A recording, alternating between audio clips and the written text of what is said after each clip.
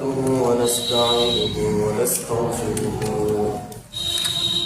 ونؤمن به ونتوكل عليه ونعوذ بالله من شرور أنفسنا ومن سيئات أعمالنا من يهد الله فلا مضل له ومن يضلل فلا هادي له ونشهد أن لا إله إلا الله وحده لا شريك له ونشهد أن سيدنا وسندنا وحبيبنا وحبيب ربنا ومرشدنا ومولانا محمدا عبده ورسوله الذي أرسله الله بالحق بشيرا ونذيرا وداعيا إلى الله بإذنه سراجا وقمرا منيرا أما بعد فقد قال الله تبارك وتعالى في كلامه المجيد وفرقانه الحميد أعوذ بالله من الشيطان الرجيم بسم الله الرحمن الرحيم ويسألونك عن الشهر الحرام قتال فيه قل قتال فيه كبير صدق الله مولانا العظيم وقال تبارك وتعالى في شان حبيبه إن الله وملائكته يصلون على النبي يا أيها الذين آمنوا صلوا عليه وسلموا تسليما صلى الله على محمد صلى الله عليه وسلم صلى الله على محمد صلى الله عليه وسلم كنز الكرم مولى النعم هادي الأمم لشريعته صلى الله على محمد صلى الله عليه وسلم صلى الله على محمد صلى الله عليه وسلم بلغ العلا بكماله كشف الدجى بجماله أسفل جميع خصاله صلوا عليه وآله سلموا يا قوم صلوا على صدر الأمين مصطفى ما جاء إلا رحمة للعالمين الحمد لله আল্লাহ পাক রব্বুল আলামিনের দরবারে অসংখ্য অগণিত শুকর ও সুজুদ যে মহান রব্বুল আলামিন আপনাকে আমাকে আজকের এই পবিত্র জুমার দিনে আমাদের বিভিন্ন ব্যস্ততা থেকে ফারেক করে পৃথিবীর শ্রেষ্ঠতম স্থান মসজিদে আসার বসার এবং দিনে কিছু আলোচনা করবার সুন্দর তৌফিক এনায়েত করেছেন। এজন্য হৃদয়ে মনিকোটা থেকে সবটুকু আবেগকে উজাড় করে দিল খুলে শুকরিয়া আদায় করি আলহামদুলিল্লাহ। আল্লাহ তাআলা এমন সময় আমাদেরকে তার ঘরে নিয়ে আসছেন যে সময় অনেক মানুষ হাসপাতালের বেডে কাতরাচ্ছে, যে সময় অনেক মানুষ ইচ্ছা থাকা সত্ত্বেও মসজিদে আসতে পারছে না, যে সময় অনেক মানুষ বিভিন্ন জায়গায় বিভিন্ন ব্যস্ততায় নিমজ্জিত হয়ে আছে। তো আল্লাহ তাআলা বড় ইহসান আর মেহেরবানি করে, বড় দয়া করে আল্লাহ তাআলার প্রিয় বাচন হিসাবে, আল্লাহ তাআলার প্রিয় বান্দা হিসাবে আল্লাহ তাআলা তার ঘরে আপনাকে আমাকে আনছেন। এই জন্য শুকরিয়া, আলহামদুলিল্লাহ।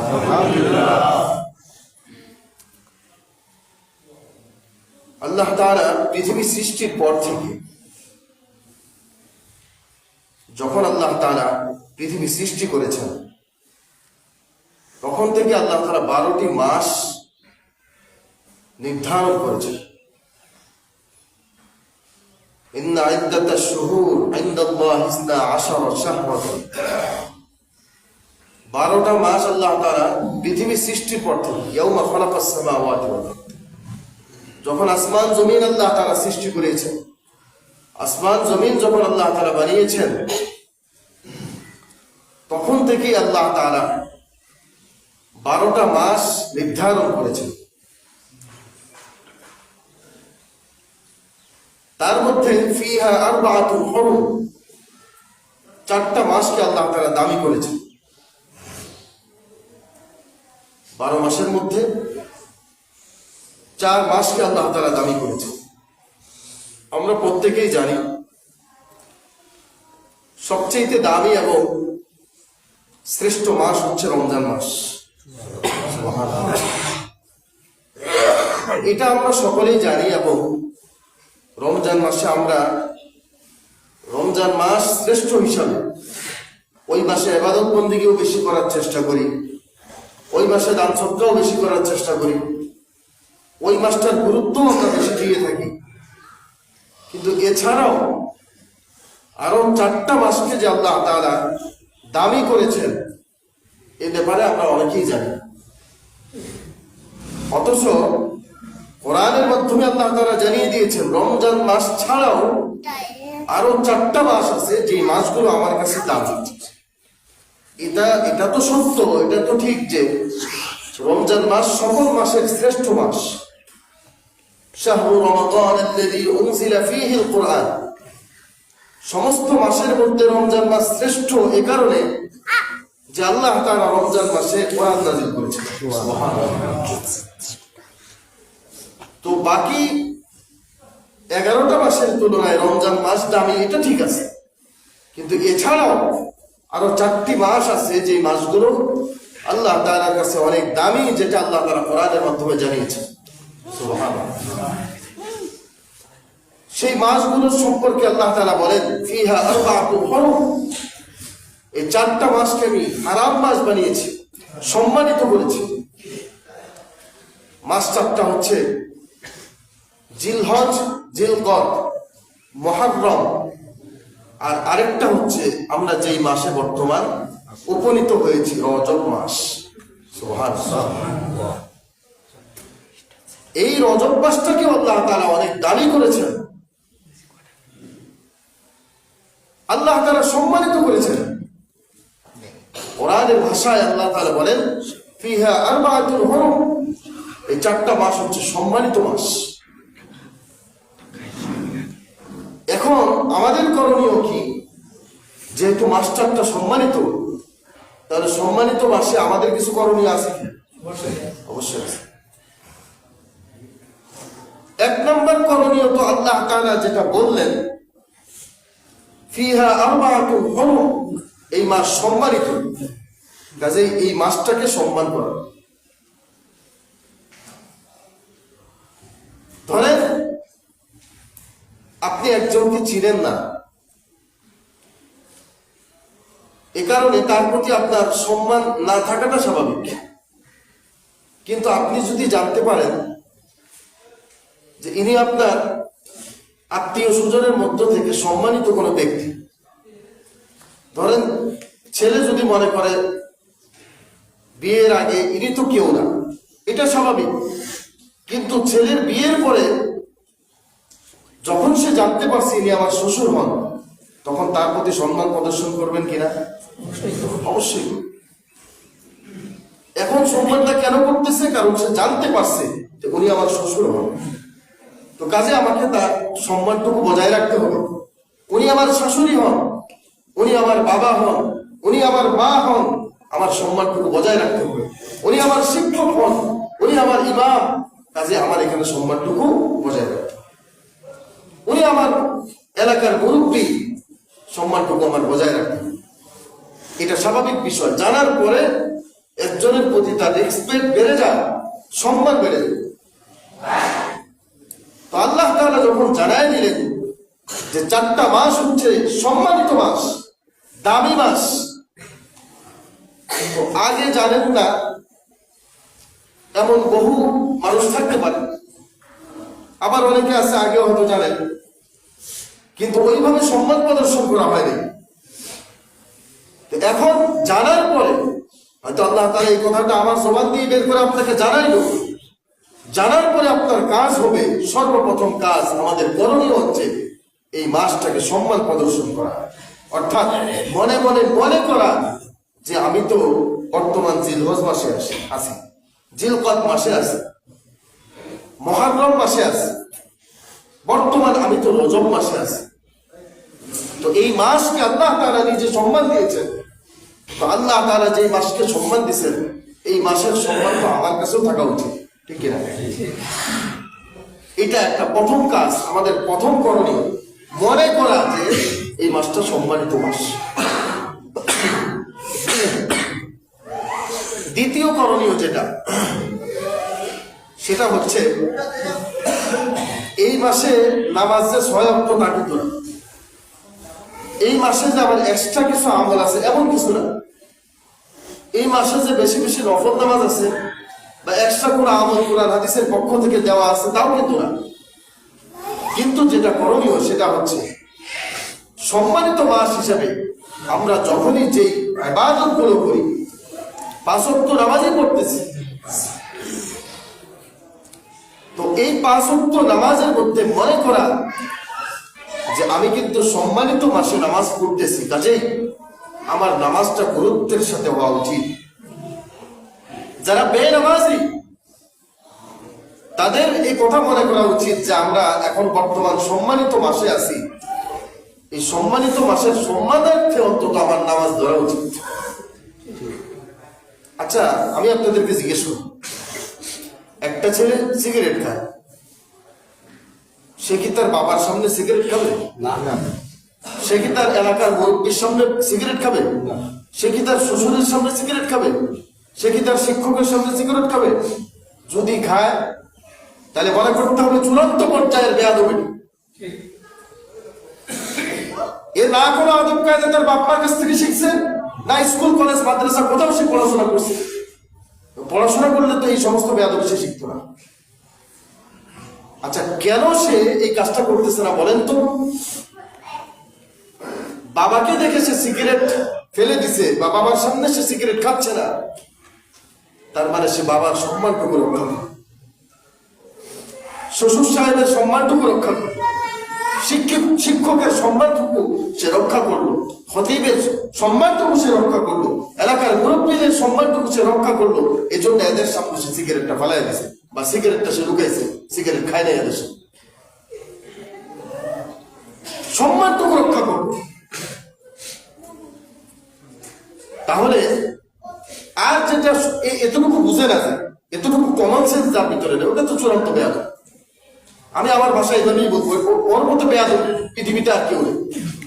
যেটা মুরব্বীদের সম্মান বুঝে না, পিতামাতার সম্মান বুঝে না, শ্বশুর শাশুড়ির সম্মান বুঝে না, সমাজের মুরব্বীদের সম্মান বুঝে না, ওর মতো বেয়াদব আর পৃথিবীতে কেউ নেই। ওটা চূড়ান্ত পর্যায়ে বেয়াদব।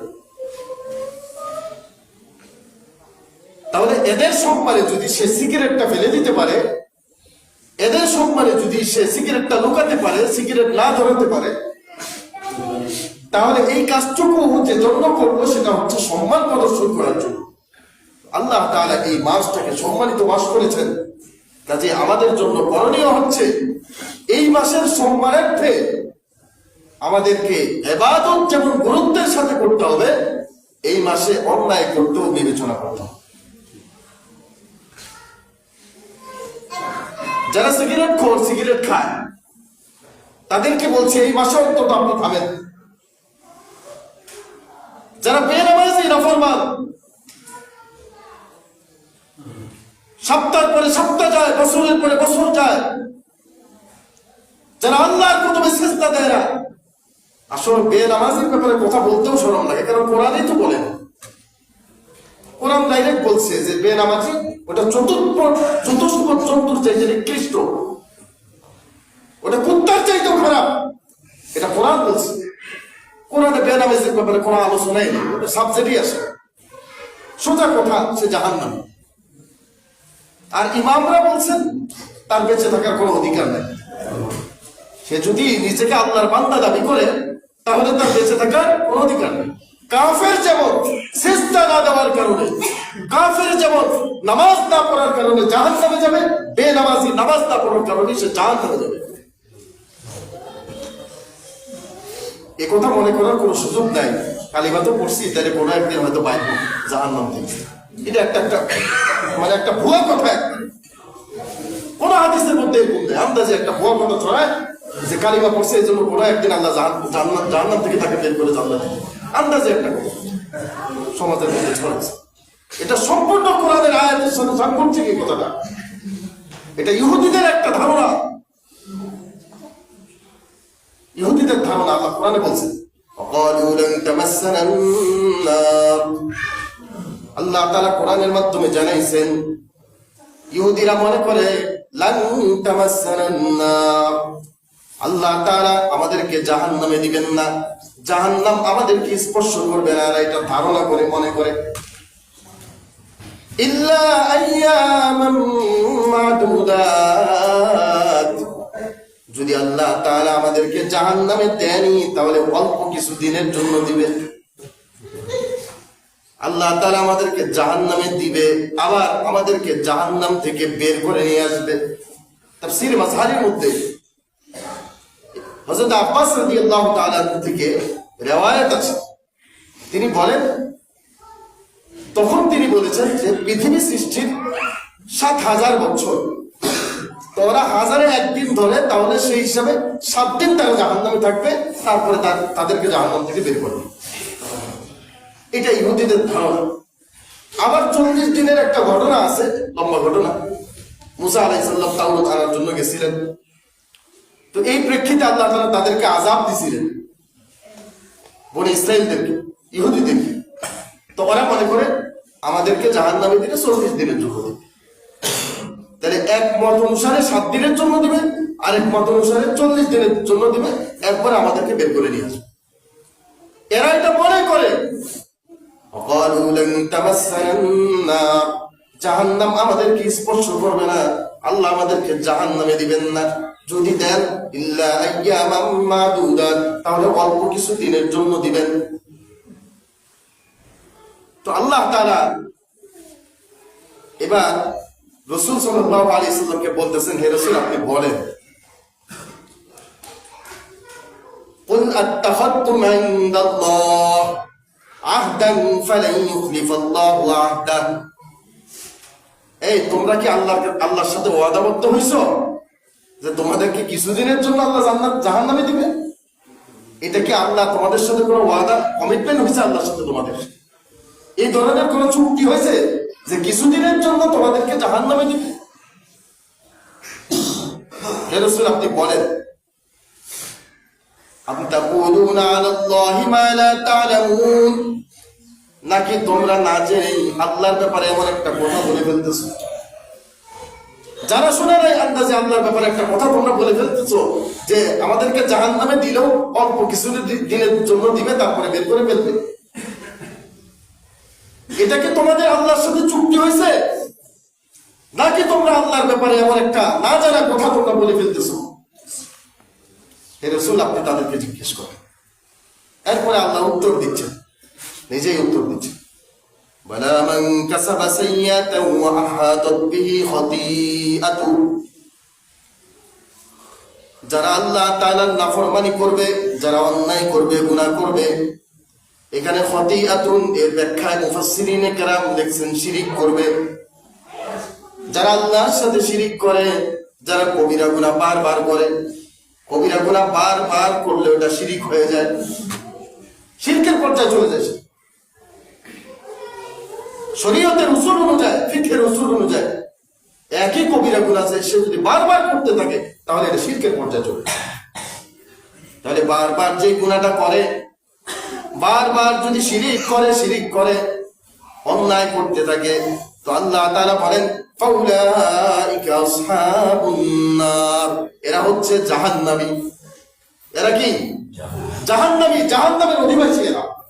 আচ্ছা, কতদিন থাকবে সেটাও আল্লাহ বলতেছে, হুম ফিহা খালিদুন, তারা জাহান্নামে চিরকালের জন্য থাকবে।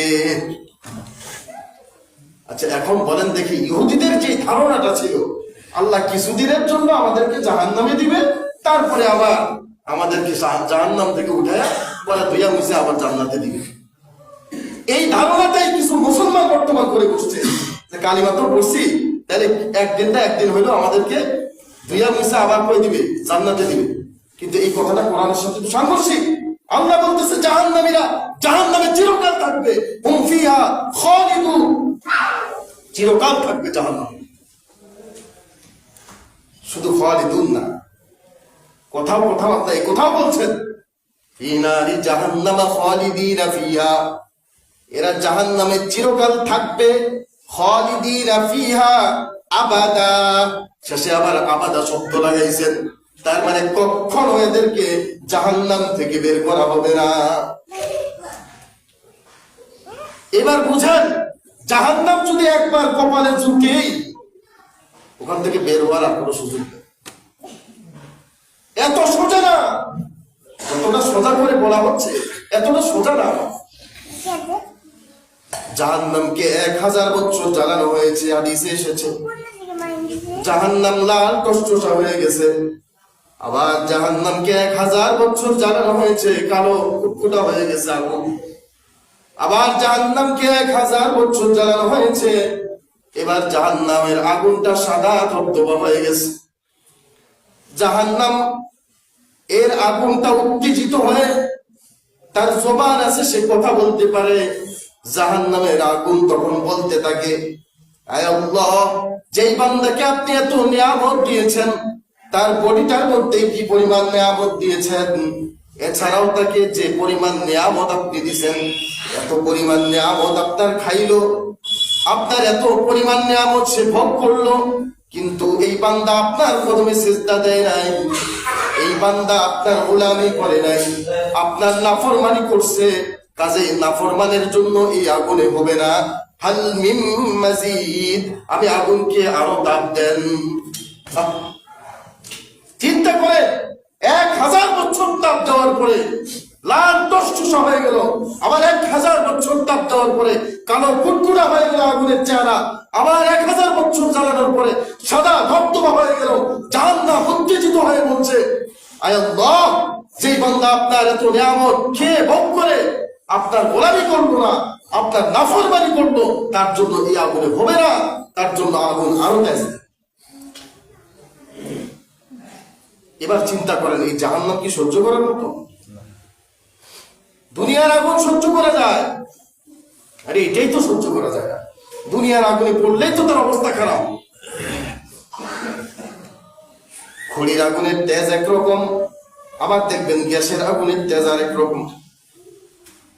কিছুদিন আগে আমাদের ওই বীরগঞ্জ থানার ওখানে 2-3 জন মহিলা মিলে আগুন পোহাইতেছে। তো ওই যে মশা, এখন তো গ্যাসের সিস্টেম আছে, ওই গ্যাস কিভাবে জানি দিয়ে ওই মশা ইয়া করে আর কি, হ্যাঁ, নিধন করে। তো এইটা একটা পুরাই পাইছে, আমি ওই আগুনের মধ্যে দিছি, এটা তো গ্যাস। ফুটে সাথে সাথে একটা বাচ্চা, 2 জন মহিলা, একবারে তাদের চেহারা একবারে জ্বলছে জায়গায়, সামান্য গ্যাস। চিন্তা করে তাহলে বুঝেন, খড়ির আগুন একরকম, গ্যাসের আগুন আবার আরেক রকম। এখন জাহান্নামের আগুনটা কি পরিমাণ তেজ হবে।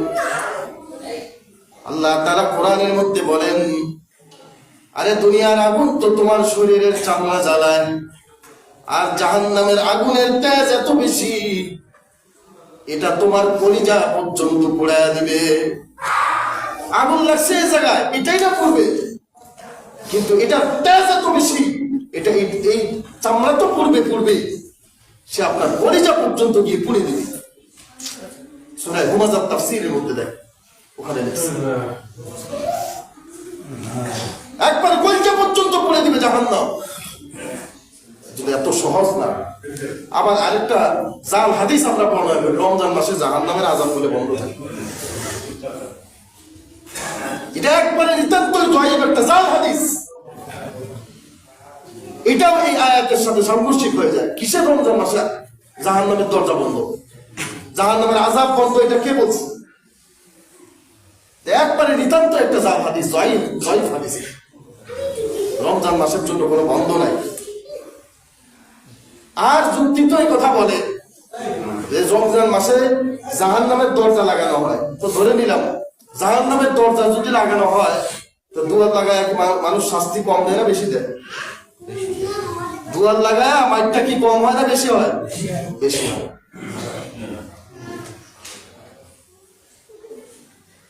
আল্লাহ আল্লাহ। জাহান্নামীদেরকে প্রশ্ন করা হবে, তোমরা কেন জাহান্নামে আসছো? ওদেরকে প্রশ্ন করা হবে, তো তারা বলবে যে আমরা নামাজ পড়ি নাই, আর এতিম মিসকিনদেরকে খেতে দেই নাই, এই জন্য আমাদেরকে জাহান্নামে দেওয়া হয়েছে। নামাজ পড়ি নাই এই জন্য জাহান্নামে দেওয়া হয়েছে। তাহলে বেনামাজি জাহান্নামে, এটা তো কোরআনে বলতেছে। তো আমি বলবো এটা রজব মাস, একটু থামেন।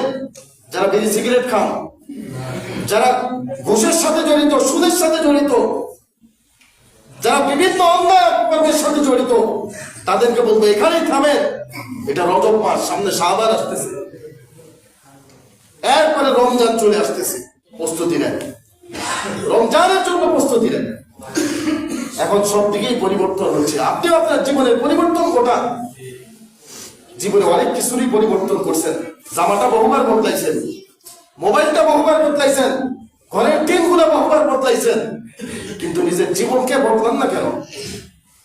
জীবনটাকে বদলানো উচিত। আলহামদুলিল্লাহ, পরিবর্তন সব জায়গায় শুরু হয়ে গেছে। আমি আগেও বলছি, এখনো বলছি, এই যে জগন্নাথ বিশ্ববিদ্যালয়ে গতকালকেও দেখলাম যে এখানে ইসলামী ছাত্র শিবিরের ছেলেরা আলহামদুলিল্লাহ জয়ী হয়ে গেছে। নারায়ে তাকবীরের স্লোগান হচ্ছে, যেটা আমরা কোনোদিন কল্পনাও করি নাই। কলেজ ইউনিভার্সিটির ছাত্ররা তারা নারায়ে তাকবীরের স্লোগান দিবে, এটা তো আমরা কোনোদিন ভাবিও নাই, কল্পনা করি নাই। আমরা মাদ্রাসার ছেলেরা তখন যে একটা অবস্থা, সে সময় মাদ্রাসার ছেলেরা তো নারায়ে তাকবীরের স্লোগান দিলে ভয় পাইতাম। তারা বলতো এরা মানে শিবির এসে, মানে নারায়ে তাকবীর যারা বলে এরা বলে শিবির, মানে তখনকার হিসাব বলে এরা জামাত, এরা শিবির, বাস এদেরকে ধরো। অথচ নারায়ে তাকবীর আল্লাহু আকবার, এটা কি জামাত ইসলামের স্লোগান না এটা মুসলমানের স্লোগান?